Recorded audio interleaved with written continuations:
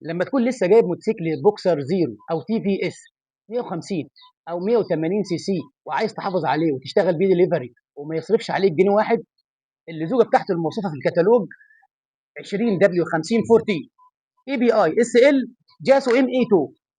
عايز تعرف انسب زيت ليه من جميع انواع زيوت ال 40 اللي في السوق؟ انا هقول لك حالا، تابعني وخليك معايا عشان تعرف مني كل جديد. موبل 40 اللزوجه بتاعته 20 دبليو 50، الاي بي اي بتاعه اس اف اس جي، يبقى ده ما ينفعش. شيل ادفانس 20 دبليو 50، الاي بي اي بتاعه اي بي اي اس جي جاسو ام اي، يبقى ده خليه على جنب. هافولين 40 20 دبليو 50 ميتا جاسو ام اي 2 اي بي اي اس ال، يبقى هو ده المناسب للبوكسر والتي في اس. توتال 40 300 20 دبليو 50 اي بي اي اس اف، ده غير مناسب.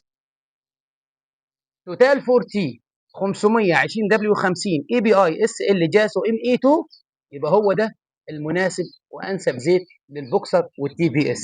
يبقى عندنا نوعين،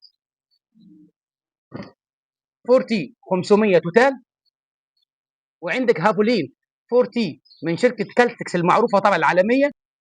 ولو مش موجودين دول عندك في مكانك ومش منتشرين، هيكون البديل ليهم مبدئيا الشيل ادفانس 20 دبليو 50 اي بي اي اس جي جاسو ام اي من غير تو ولا اي. يعني ايه اي بي اي اس ال؟ يعني المعهد الامريكي موافقه منه، والجاسو يعني المعهد الياباني موافقه منه.